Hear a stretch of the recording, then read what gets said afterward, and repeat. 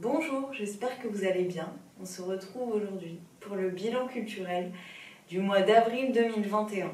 Je vais commencer avec la musique. J'ai écouté et je vous en parle maintenant parce que c'est un groupe. C'est le NCY Milky Band qui sont nancéens et ils ont sorti leur nouvelle EP.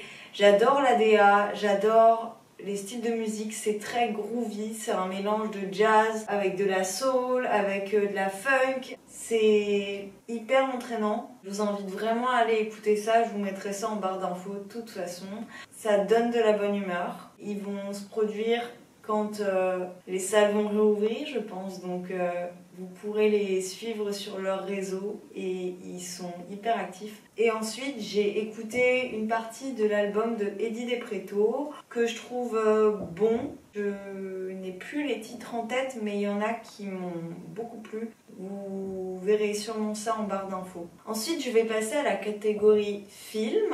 J'en ai regardé beaucoup, à vrai dire, tout comme les séries, plus que je n'ai lu finalement. Je vais vous parler que des éléments visuels qui m'ont marqué, à savoir pour les films La fille au bracelet rouge, qui est le dernier film que j'ai vu ce mois-ci. Il a été nominé à Cannes, je sais plus s'il a gagné un prix, il me semble. C'est l'histoire d'une jeune fille qui est allée dormir chez une amie à elle. Le lendemain, son amie a disparu et on l'a retrouvée décédée. Le film va suivre son procès, toute cette enquête, ce drame autour de est-elle coupable ou non. C'est un film psychologique à intrigue, un drame français assez impactant, je dois dire, et je trouve qu'il est très très bien réalisé. Il y a vraiment cette atmosphère d'encloisonnement dans cette situation et la fin est particulièrement poignante à mon sens. Tout en retenue, tout en supposition, tout en doute, je me suis lancée dedans vraiment sans trop savoir à quoi m'attendre, en me disant que j'allais voir pourquoi il avait été sélectionné, mais vraiment agréablement surprise. Ensuite, j'ai vu 2 films qui parlent de personnes âgées. C'est Amour et Deux. Dans Amour, on va suivre un couple et la femme a eu un AVC. Et c'est comment elle réussit à surpasser tout ça avec l'aide de son mari, comment ça s'inclut dans leur vie, dans leur relation. C'est très émouvant, c'est très touchant. Et Deux est assez analogue. Là, ce qui m'a beaucoup plu dans Deux et ce qui a fait que entre ces 2 longs métrages, c'est celui qui m'a le plus touchée, qui m'a le plus émue, c'est que c'est l'histoire de 2 femmes qui sont voisines. Elles sont amoureuses depuis longtemps, mais c'est tu auprès de leurs enfants. Et il y a une infirmière qui vient parce que l'une d'entre elles commence à vieillir. Il me semble qu'elle a fait un AVC aussi. L'infirmière s'en occupe assez moyennement. La voisine, sa compagne, a peur parce qu'elle ne veut pas que l'infirmière apprenne leur amour, leur relation. Il va se mener une sorte d'opposition, d'affrontement avec l'infirmière et la femme qui veut juste être auprès de celle qu'elle aime. C'est un drame et un peu psychologique à la fois d'un autre côté. C'est aussi une histoire d'amour belle et dramatique. On voit peu la représentation des personnes âgées au cinéma. Ça m'a fait du bien aussi de voir d'autres réalités et ce qui peut advenir parfois dans ce que la vie a de meilleur et de plus triste. Dernier film dont je vais vous parler, bien que j'en ai vu d'autres, mais ce sera sur mes réseaux sociaux. My Blueberry Night, qui est un film de Wong Kar-wai. Ce film m'a marqué, m'a happé. J'étais accrochée à l'histoire, j'étais accrochée à l'image. On va voir 2 portraits, notamment celui d'une femme, d'une relation amoureuse à distance, parce qu'elle décide de quitter sa ville suite à une agression. Va s'entreprendre un échange épistolaire avec un homme qu'elle a rencontré dans un bar, un café la nuit. On va suivre leurs 2 vies à distance, comment ils évoluent, comment ils se retrouvent, comment ils se perdent, tout au fil du temps. Et j'ai beaucoup aimé la narration, j'ai beaucoup aimé la lumière, les couleurs. Il y a beaucoup d'éléments néons. C'est quelque chose qui me plaît énormément. Également les portraits comme ça, les relations épistolaires. Enfin, ce film avait vraiment tout pour me plaire. J'ai pas grand chose d'autre à en dire, mis à part qu'il y a vraiment toute une atmosphère qui est bien menée. Il était sur Canal, mais il n'y est plus. Et si vous pouvez le trouver quelque part, je vous invite vraiment à le regarder. Je passe ensuite aux séries. J'en ai regardé plusieurs aussi. Il y en a 2 qui m'ont marqué, qui m'ont plu. Hippocrate et L'Effondrement. Donc Hippocrate, on en a énormément entendu parler ce mois-ci parce que c'était la seconde saison. On va suivre des internes dans un hôpital parisien. Je ne me rappelle plus lequel c'est. Et on va voir leur quotidien, comment ils apprennent, comment ils sont traités, les relations entre les postes médicaux, les médecins initiaux et ces étudiants qui essayent de comprendre, d'apprendre au fur et à mesure la dureté du métier. En moins d'une semaine, je pense en 5 jours, j'ai regardé les 2 saisons qui comprennent 8 épisodes chacune et vous montrer à quel point ça m'a plu. Dans la seconde saison, on voit ces internes aux urgences. Enfin, les urgences sont transférées dans le service interne.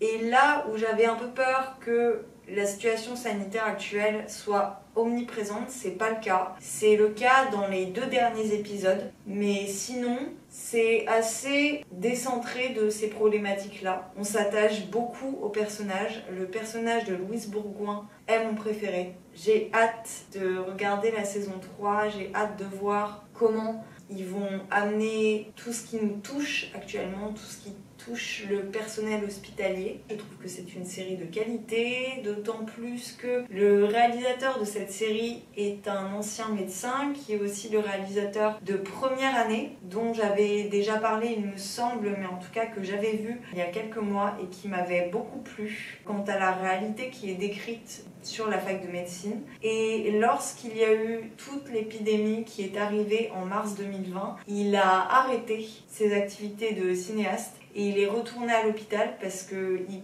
ne concevait pas le fait de raconter des histoires au cinéma qui se passent dans le cadre médical, d'avoir les capacités à soigner des personnes dans un moment de crise sanitaire comme celui qui est et celui qui était. Je ne peux être que d'autant plus amenée à aimer l'acte, à aimer le geste dans sa réalisation et dans qui a créé cette série-là. Ensuite, je vais vous parler de la seule série qui m'a énormément déplu. J'avoue qu'après Hippocrate, en fait, j'arrivais pas à retrouver un programme qui me plaise réellement. Donc on m'avait conseillé Mon amie Adèle sur Netflix, qui est une nouvelle série à suspense. Donc c'est l'histoire d'une jeune femme qui rencontre un homme dans un bar. Ils se draguent gentiment. Et le lendemain, elle arrive dans un nouveau poste où elle est secrétaire d'un psychiatre ou d'un psychologue.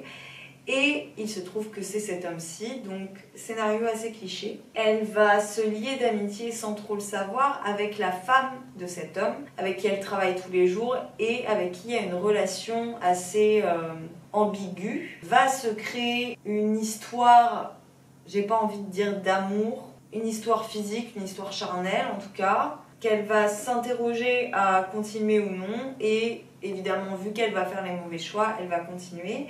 Sauf que la femme avec qui elle s'est liée de relation est assez étrange. Elle se pose beaucoup de questions, il y a des éléments un peu surnaturels qui arrivent, il y a des flashbacks sur la vie de l'un, de l'autre. Ça m'a un peu fait penser à la série avec Nicole Kidman dont j'avais parlé le mois précédent, The Undoing, il me semble, dans la critique que j'en ai faite également.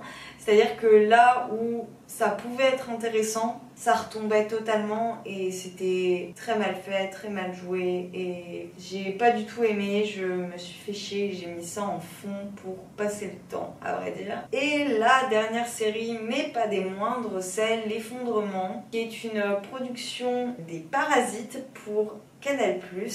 On en a beaucoup parlé à sa sortie et les Parasites, du coup, c'est une boîte de prod, de réalisation, de jeunes réalisateurs et réalisatrices.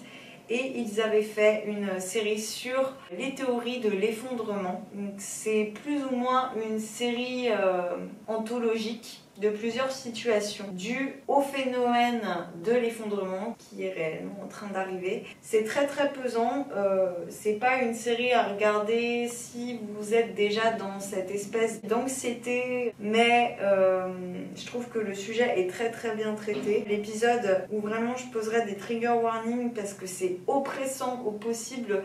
J'ai dû passer des moments parce que c'était trop dur en fait, dans le silence, dans l'atmosphère. C'est l'avant-dernier qui s'appelle L'île ou Lilo, où l'épisode est quasi silencieux, si ce n'est au moment d'entendre des cris de stupeur, de torpeur, de réelle faim. Les deux plus impactants, les plus marquants pour moi, sont le premier et le dernier. En tout cas, c'est ceux qui m'ont le plus plu.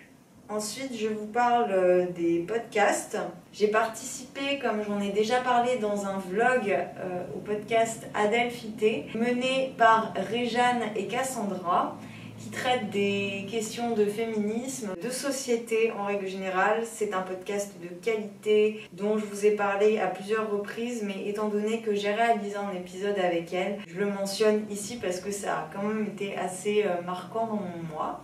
Je vous parle du podcast La Quille, qui sont des portraits d'une trentaine de minutes de personnes du monde culturel. Il y a eu Olivier Bourdeau, Lola Lafont, et ça nous permet de découvrir le travail de réalisation d'œuvres, de projets, de personnes du monde actuel, et c'est très plaisant et ça m'a amené aussi à découvrir de nouvelles créations et de nouveaux travaux. Et le deuxième podcast que je mets souvent quand je sors, Whirlwind, qui est un podcast sur l'expatriation, et c'est des interviews croisées de personnes qui sont parties, qui se sont expatriées, et leur famille, comment ils et elles l'ont vécu, comment ils le vivent actuellement, s'ils reviennent souvent. Et j'ai redécouvert des podcasts que j'écoutais il y a 2-3 ans, La Poudre, À bientôt de te revoir, et un que j'ai découvert qui s'appelle Connaissez-vous l'histoire ? C'est des formats courts d'environ 10-15 minutes où il y a des fun facts plus ou moins, d'éléments historiques qu'on ne connaît pas, des personnes qui ont eu un poids ou qui ont vécu quelque chose de particulier au sein de moments historiques dont on nous a parlé ou non d'ailleurs, mais qui ont des situations assez cocasses. Par exemple, il y a la vie de la chanteuse Colette, que je ne connaissais pas du tout, comment elle a quitté son travail pour devenir chanteuse de cabaret. Finalement, elle est un peu tombée dans l'oubli au fur et à mesure du temps. Ça permet de redécouvrir l'histoire différemment. C'est vraiment assez happant et je m'attendais pas du tout à ça. Pour ce qui est de La Poudre et À bientôt de te revoir, je pense que c'est des podcasts assez connus. La Poudre tenue par Lorraine Bastide, podcast féministe, qui interviewe des femmes dans leur réalité et avec des problématiques personnelles et sociales et sociétales. Et pour ce qui est de À bientôt de te revoir, c'est des dialogues entre Sophie-Marie Larouille et des invités très détentes, très drôles. J'ai notamment écouté ceux de Augustin Trapenard et de Jeanne Hadid. Ils me font mourir de rire, ces podcasts. SML, elle a un humour qu'on aime ou qu'on n'aime pas du tout. Vraiment, je pense qu'on a un avis assez tranché quant à sa manière de s'exprimer. Moi, j'aime beaucoup en tout cas. Je passe aux comptes et chaînes YouTube. J'ai découvert la chaîne de Estelle, que je vous mettrai en barre d'infos, qui parle de littérature, qui fait partie des chaînes Booktube. Elle tient également un compte Instagram qu'elle essaye de mettre à jour et de façon esthétique régulièrement. Elle va parler de lecture, alors ça va parler de ce qu'on voit régulièrement sur Booktube, à savoir de la fantasy ou du young adult un peu, du développement personnel, mais elle parle également de classiques et de livres théoriques. Elle s'y connaît assez sur des pans qui n'est pas nécessairement une écrivaine que j'ai l'occasion de lire. J'avais lu King Kong Theory, qui était à mon sens important à lire, mais qui m'a pas appris énormément de choses, si ce n'est la vie des pentes. Ça m'intéresse aussi de voir quelqu'un qui aime ce qu'elle écrit, qui aime cette personnalité aussi, et de découvrir un petit peu ce qu'elle en pense. Après, elle lit du Zola également. Il me semble qu'elle a lu les Shadow and Bones,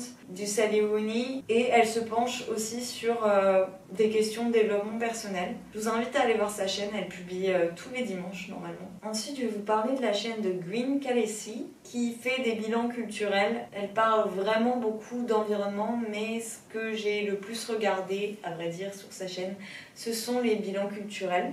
Ensuite, je vous parle d'un autre compte qui est celui de Alice Nouille. Elle me fait mourir de rire et je la trouve absolument adorable. Elle est étudiante à Estienne, à Paris. Elle fait beaucoup de vlogs, elle fait des favoris artistiques aussi. Et elle a une DA sur sa chaîne qui m'a vachement touchée. Je vous invite à aller regarder ce qu'elle produit. Ça m'a fait bien plaisir de la suivre dans ses cours, ses retours sur elle-même aussi. Ses studio vlogs m'ont vachement plu, donc je vous invite à aller checker ça. Bon, eh bien écoutez, il s'est écoulé un certain temps entre les plans précédents et ceux que vous allez voir actuellement. J'ai sûrement l'air plus éveillée, peut-être parce qu'il est presque 18 h et je filme avant que le soleil ne parte. Ce matin, il n'était pas encore arrivé, on va dire. Je passe enfin au livre. J'ai pas tant lu ce mois-ci, pour la simple et bonne raison que j'ai dû lire un livre que j'ai pas réussi à apprécier et qui m'a beaucoup freinée dans ma vie en règle générale et dans ce que je faisais, ce que j'entreprenais, même dans mon appréciation des œuvres que je pouvais rencontrer. C'est l'Anomalie qui a plus ou moins terminé mon mois, quoique De Bell Jar était en parallèle, mais je l'ai un peu abandonné parce que l'Anomalie, je devais le lire pour mon stage. J'ai eu du mal à rentrer dedans.